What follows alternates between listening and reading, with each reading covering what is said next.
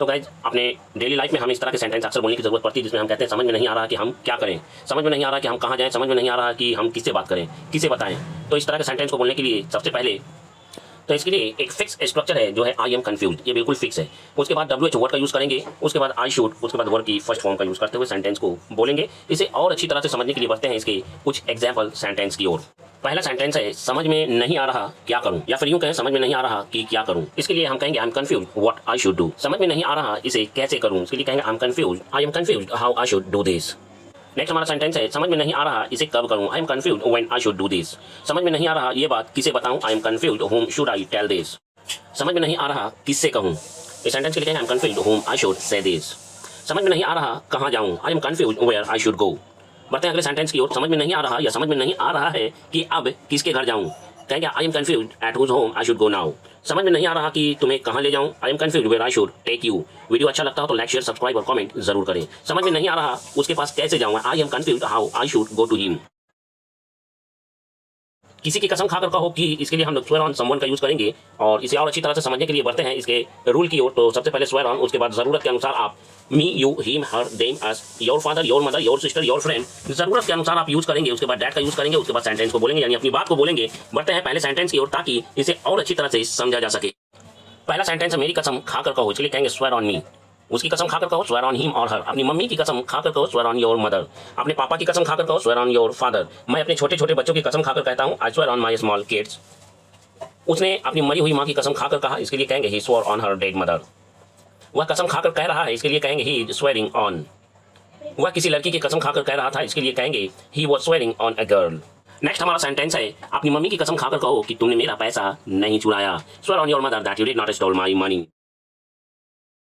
तो जरूरत पड़ने पर इसके लिए हम लोग इन केस ऑफ नीड का यूज करते हुए अपने सेंटेंस को बोलेंगे। पहले इन केस ऑफ नीड को बोलेंगे, बाद में सेंटेंस कहेंगे, या पहले सेंटेंस कहेंगे बाद में इन केस ऑफ नीड कहेंगे। पहला सेंटेंस है जरूरत पड़ने पर पुलिस किसी भी समय आपके घर पहुंच सकती है। In case of need police can reach your home at any time या एनी टाइम। नेक्स्ट हमारा सेंटेंस है जरूरत पड़ने पर मैं आपकी मदद जरूर करूंगा, इसके लिए I will definitely, I will surely, I will certainly help you in case of need. जरूरत पड़ने पर मुख्यमंत्री कहीं भी पहुंच सकते हैं, the chief minister can reach anywhere in case of need. बढ़ते हैं आज के अगले सेंटेंस की ओर। उसने कहा जरूरत पड़ने पर वह अदालत में उसके खिलाफ गवाही जरूर देगा, he said he would definitely testify against him in the court। जरूरत पड़ने पर वह लोगों की बहुत मदद करता है, इसके लिए कहेंगे he helped the people a lot in case of need। नहीं चाहते हुए भी या ना चाहते हुए भी या नहीं चाहने के बावजूद भी जब भी हमें अपने सेंटेंस में ऐसा बोलना हो तब हम लोग सब्जेक्ट प्लस हैज, प्रेजेंट के लिए, हैड पास्ट के लिए, उसके बाद टू प्लस वर्ब की फर्स्ट फॉर्म, उसके बाद इवन इफ, उसके बाद सब्जेक्ट। सब्जेक्ट के अनुसार प्रेजेंट के लिए डोंट और डजंट का यूज करेंगे और पास्ट के लिए डिड नॉट का यूज करेंगे और लास्ट में वांट टू का यूज करके अपने सेंटेंस को लास्ट करेंगे। इसे और अच्छी तरह से समझने के लिए बढ़ते हैं इसके सेंटेंस की ओर। पहला सेंटेंस है नहीं चाहते हुए भी मुझे उसकी या उसकी सलाह माननी पड़ी, उसका सलाह मानना पड़ा। I had to take his advice even if I did not want to. मानना पड़ा, ये पास्ट की बात थी इसलिए डिड नॉट का सेकंड वाले सेंटेंस में यूज हुआ है। नहीं चाहते हुए भी मुझे उस पार्टी में सभी के साथ डांस वांस करना पड़ा। आई हैड टू डांस और something at that party with everyone और with all even if I did not want to. नहीं चाहते हुए भी उसे ताना सहना पड़ा, इसके लिए कहेंगे he had to bear the town even if he did not want to. ना चाहते हुए मुझे अपने ससुराल जाना पड़ा, I had to go to my in laws house even if I did not want to. Subject, उसके बाद हेल्पिंग वर्ब, उसके बाद second to none plus other words का यूज करेंगे। तुम किसी से कम नहीं हो, इसे बोलने के लिए कहेंगे you are second to none. वह अब किसी भी मामले में किसी से कम नहीं है, इसके लिए कहेंगे he second to none in any case और इन एनी टर्न। इस पार्टी में तुम किसी से कम नहीं लग रहे हो, इसके लिए कहेंगे you are looking second to none in this party. वह किसी से कम नहीं लग रहा था, इसके लिए कहेंगे he was looking second to none. बोलने के मामले में वह किसी से कम नहीं है, इसके लिए कहेंगे he second to none in terms of speaking. तुम अब किसी से कम नहीं लग रहे, इसके लिए कहेंगे you are looking second to none. उसका टैलेंट किसी से कम नहीं था, इसके लिए कहेंगे his talent was second to none. वह गायकी के मामले में किसी से कम नहीं था, इसके लिए कहेंगे he was second to none in terms of singing. तुम बाइक राइडिंग के मामले में किसी से कम नहीं हो, you are second to none in terms of riding bikes. बढ़ते हैं अगले स्ट्रक्चर की ओर, जिसमें हम किसी बात को बोलते हुए कहते हैं कि समझो हो गया, समझो चला गया, समझो मान गया, समझो दे दिया, समझो ले लिया, समझो खरीद लिया। तो इस तरह के सेंटेंस को बोलना बहुत ही आसान है। सबसे पहले कंसीडर इट का यूज़ करेंगे, उसके बाद वर्ब की थर्ड फॉर्म का यूज़ करेंगे। समझो गायब हो गया, कंसीडर इट डिसअपीयर्ड। समझो चला गया, कंसीडर इट गॉन। समझो मान गया, कंसीडर इट अग्रीड। समझो हो गया, कंसीडर इट डन। समझो दे दिया, कंसीडर इट गिवन। समझो ले लिया, कंसीडर इट टेकन। समझो ले लिया, कंसीडर इट टेकन। समझो मंजूरी मिल गई, कंसीडर इट अप्रूव्ड या कंसीड या कंसेंटेड। समझो खरीद लिया, कंसीडर इट बाउट। समझो ले लिया, consider it taken, consider it taken. समझो देख लिया, कंसीडर इट सीन। वीडियो अच्छा लगता हो तो लाइक शेयर सब्सक्राइब और कमेंट जरूर करें। समझो सुन लिया, कंसीडर इट हर्ड। समझो पा लिया, कंसीडर इट अचीव्ड। समझो मान लिया, कंसीडर इट एज्यूम्ड। किसी को कुछ मानने की बात करते हैं तब एज्यूम का यूज़ करते हैं। बढ़ते हैं अगले स्ट्रक्चर की ओर, जिसमें हम लोग कोई काम करने की नहीं बल्कि करवाने की बात करते हैं, और ये पॉजिटिव का सेंटेंस है, गेट से बनने वाला सेंटेंस है। अपना आधार कार्ड अपडेट करवा लो या फाइल तैयार करवा लो, अपना मोबाइल ठीक करवा लो। इस तरह के सेंटेंस को बोलने के लिए गेट का पहले यूज़ करेंगे, उसके बाद my, his, her, your, this, that अपनी ज़रूरत के अनुसार यूज़ करेंगे। उसके बाद उस चीज़ का नाम मेंशन करेंगे यानी नाउन का यूज़ करेंगे। उसके बाद वर्ब की थर्ड फॉर्म का यूज़ करेंगे। पहला सेंटेंस है अपना आधार कार्ड अपडेट करवा लो, इसके लिए कहेंगे get your Aadhaar card updated. या फाइल तैयार करवा लो, गेट दिस फाइल प्रिपेयर्ड। अपना मोबाइल ठीक करवा लो, get your mobile repaired, get your mobile repaired. इस काम को पूरा करवा लो, get this work completed. Video अच्छा लगता हो तो लाइक शेयर सब्सक्राइब और कमेंट जरूर करें। अपना सामान पैक करवा लो, गेट योर लगेज पैक्ड। अपनी सीट बुक करवा लो, get your seat booked. Next हमारा सेंटेंस है, नेक्स्ट हमारा स्ट्रक्चर है, जब भी हमें कहना हो किसी काम को करने में कोई दिलचस्पी नहीं है या किसी चीज़ में कोई दिलचस्पी नहीं है, तो subject plus helping verb plus not interested in plus word के आईएनजी फॉर्म, या कोई नाउन है तो नाउन का यूज़ करेंगे। उसके बाद ऑब्जेक्ट का यूज़ करते हुए अपनी सेंटेंस को हम लोग बोलेंगे। बढ़ते हैं पहले सेंटेंस की ओर। मुझे तुमसे बात करने में कोई दिलचस्पी नहीं है, इसके लिए कहेंगे I am not interested in talking to you. Next हमारा सेंटेंस है, मुझे क्रिकेट खेलने में कोई दिलचस्पी नहीं है, I am not interested in playing cricket. कहना हो मुझे लड़कियों में कोई दिलचस्पी नहीं है, I am not interested in girls. उसे पढ़ाई करने में कोई दिलचस्पी नहीं है, he is not interested in studying. मेरे बच्चों को मोबाइल चलाने में कोई दिलचस्पी नहीं है, इसके लिए कहेंगे my children are not interested in using mobile.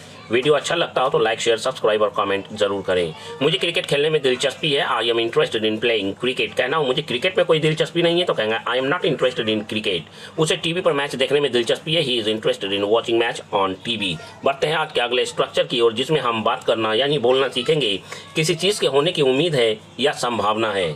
यानी इसके लिए हम लोग लाइकली टू का यूज़ करेंगे, subject plus helping verb plus likely two plus word की फर्स्ट फॉर्म का यूज़ करते हुए सेंटेंस को हम लोग बनाना और बोलना सीखेंगे। इसे और अच्छी तरह से समझने के लिए बढ़ते हैं इसके एग्जाम्पल सेंटेंस की ओर। पहला सेंटेंस है, शाम तक उसके आने की उम्मीद है, इसके लिए कहेंगे he is likely to come by the evening. Next हमारा सेंटेंस, उसे जेल जाने की संभावना है या उम्मीद है, he is likely to go to jail. Video अच्छा लगता हो तो लाइक शेयर सब्सक्राइब और कमेंट जरूर करें। आज बारिश होने की संभावना है, इसके लिए कहेंगे it is unlikely to rain today.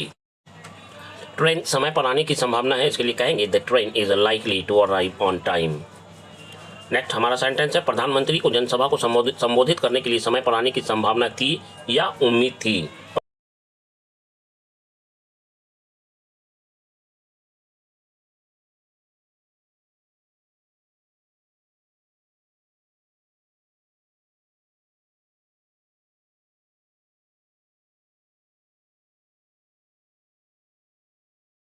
बात नहीं है मेरे साथ घूमने की। तो इस तरह के सेंटेंस को बोलने के लिए सबसे पहले सब्जेक्ट के अनुसार हेल्पिंग वर्ब का यूज़ करेंगे। उसके बाद इन नो पोजीशन टू, ये फिक्स हमारा स्ट्रक्चर है, इन नो पोजीशन टू। उसके बाद वर्ब की फर्स्ट फॉर्म, उसके बाद ऑब्जेक्ट का यूज़ करते हुए सेंटेंस को बोलेंगे। और पहला सेंटेंस है, तुम्हारी औकात नहीं है मेरे सामने खड़ा होने की, you are in no position to stand before me. तुम्हारी औकात नहीं है मुझसे इस लहजे में बात करने की, you are in no position to talk to me in this tone. Tone का मतलब होता है लहजा या बोल। तुम्हारी औकात नहीं है मेरे साथ घूमने की, you are in no position to hang out anywhere along with me. Next हमारा सेंटेंस, उसकी औकात नहीं है मुझे पलटकर जवाब देने की, इसके लिए कहेंगे he is in no position to talk back to me. Video अच्छा लगता हो तो लाइक शेयर सब्सक्राइब और कमेंट जरूर करें। उसकी औकात नहीं है मुझसे बात करने की, he is in no position to talk to me. तुम्हारी औकात नहीं है मुझे गाली देने की, you are in no position to abuse me. Video अगर आपको अच्छा लगता हो, कुछ सीखने को मिल रहा हो, तो आप इस वीडियो को लाइक शेयर सब्सक्राइब और कमेंट ज़रूर करें। किसी की औकात नहीं है तुम्हें हाथ लगाने की, नो। बढ़ते हैं आज के अगले स्ट्रक्चर की ओर, जिसमें हम लोग लड़कियों वाला या लड़कियों वाली से जुड़ा हुआ सेंटेंस बोलना सीखेंगे। जैसे लड़कियों वाला कोई चीज़ हो, लड़कियों वाली कोई चीज़ हो, लड़कियों वाले कोई चीज़ हो, इसके बारे में बोलना सीखेंगे। जैसे वो अक्सर मोबाइल पर लड़कियों वाली आवाज़ में लोगों के साथ बातें करता है और उन्हें चूना लगाता है। ये लड़कियों वाले कपड़े हैं, गुलाबी लड़कियों वाला कलर होता है, उस दुकान में केवल लड़कियों वाले कपड़े बेचा जाता है या बिकता है। तो लड़कियों वाला, लड़कियों वाली या लड़कियों वाले, इसके लिए हम लोग गर्ली वर्ड का यूज करेंगे जिसका मतलब होता है लड़कियों वाला, लड़कियों वाली या लड़कियों वाले। स्ट्रक्चर की बात करें तो सबसे पहले सब्जेक्ट के अनुसार हेल्पिंग वर्ड का यूज करेंगे, उसके बाद गर्ली, उसके बाद नाउन या ऑब्जेक्ट का यूज करेंगे। तो पहला सेंटेंस है ये लड़कियों वाले कपड़े हैं, दीज आर गर्ली क्लॉथ्स, ये लड़कियों वाले बैग है, these are girly bags, these are girly bags, ये लड़कियों वाले जूते हैं, these are girly shoes, these are girly shoes. हमारा नेक्स्ट सेंटेंस है ये लड़कियों वाले कपड़े हैं, इसके लिए कहेंगे दीज आर गर्ली क्लॉथ्स, ये लड़कियों वाले टी शर्ट है, इसके लिए कहेंगे these are girly T shirt. लड़कियों वाला एटीट्यूड दिखाना बंद करो, इसके लिए कहेंगे स्टॉप शोइंग गर्ली एटीट्यूड। बढ़ते हैं अगले सेंटेंस की। वो अक्सर मोबाइल पर लड़कियों वाली आवाज में लोगों के साथ बातें करता है और उन्हें चूना लगाता है। तो चूना लगाने के लिए यहाँ पे हम लोग बैम्बूजल का यूज करने वाले हैं, जिसका मतलब होता है चूना लगाना। He often talks to people in girly voice over the mobile and bamboozles them. गुलाबी लड़कियों वाला कलर होता है, इसके लिए कहेंगे pink is a girly colour, pink is a girly colour. उस दुकान में केवल लड़कियों वाले कपड़े बिकते हैं, इसके लिए कहेंगे only girly clothes are sold in that shop. Passive voice में बनाया गया है, प्रेजेंट इंडेफिनिट टेंस के पैसिव वॉइस में। अब यहाँ लड़की वाले एटीट्यूड मत दिखाओ, don't show here girly attitude. उसकी लड़की वाले एटीट्यूड से मैं तंग आ चुका हूँ, इसके लिए हम लोग कहेंगे I am fed up with this girly attitude. जब भी हम इस तरह की बात को बोलने की जरूरत पड़ जाए, जो कहा गया वही करो, जो कहा गया वही सुनो, तो जो कहा गया इसके लिए एज डायरेक्टेड का यूज करेंगे और क्रिया के लिए यानी एक्शन के लिए वर्ड की फर्स्ट फॉर्म का यूज करेंगे, उसके बाद एज डायरेक्टेड का यूज करेंगे। पहला सेंटेंस है जो कहा गया वही करो, डू एज डायरेक्टेड। जो कहा गया वही सुनो, लिसन एज डायरेक्टेड। जो कहा गया वही बोलो, इसके लिए कहेंगे स्पीक एज डायरेक्टेड। जो कहा गया वही देखो, इसके लिए कहेंगे सी एज डायरेक्टेड या कहेंगे लुक एज डायरेक्टेड। जो कहा गया वही बताओ, टेल एज डायरेक्टेड। जो कहा गया वही लिखो, राइट एज डायरेक्टेड। जो कहा गया वही लाओ, इसके लिए कहेंगे ब्रिंग एज डायरेक्टेड या कहेंगे गेट एज डायरेक्टेड। जो कहा गया वही लो, टेक एज डायरेक्टेड। जो कहा गया वही खरीदो, इसके लिए कहेंगे बाय एज डायरेक्टेड या कहेंगे परचेज एज डायरेक्टेड। जो कहा गया वही पढ़ो, रीड एज डायरेक्टेड। जो कहा गया वही सीखो, लर्न एज डायरेक्टेड। बढ़ते हैं आज के अगले स्ट्रक्चर की ओर, जिसमें हम बात करेंगे कि अब बचा ही क्या है कुछ करने को। जैसे अब करने के लिए बचा ही क्या है, अब सुनने के लिए बचा ही क्या है, अब जाने के लिए बचा ही क्या है, अब देखने के लिए बचा ही क्या है। तो इसके लिए there is nothing left to, ये हमारा फिक्स स्ट्रक्चर है, इसमें कोई बदलाव नहीं होगा। उसके बाद वर्ब की first form plus object plus other words का यूज करेंगे। पहला सेंटेंस है आप करने के लिए बचा ही क्या, इसके लिए कहेंगे what is left to do. Next हमारा सेंटेंस अब करने के लिए बचा ही क्या है, इसके लिए हम कह सकते हैं what is left to do. Next हमारा सेंटेंस है सुनने के लिए बचा ही क्या है, इसके लिए कहेंगे what is left to listen. बढ़ते हैं आज के अगले सेंटेंस की ओर। अब पढ़ने के लिए बचा ही क्या है ना, what is left to read. बढ़ते हैं आज के अगले सेंटेंस की ओर। अब कहने के लिए बचा ही क्या है, इसके लिए हम लोग कहेंगे ना व्हाट इज लेफ्ट टू से।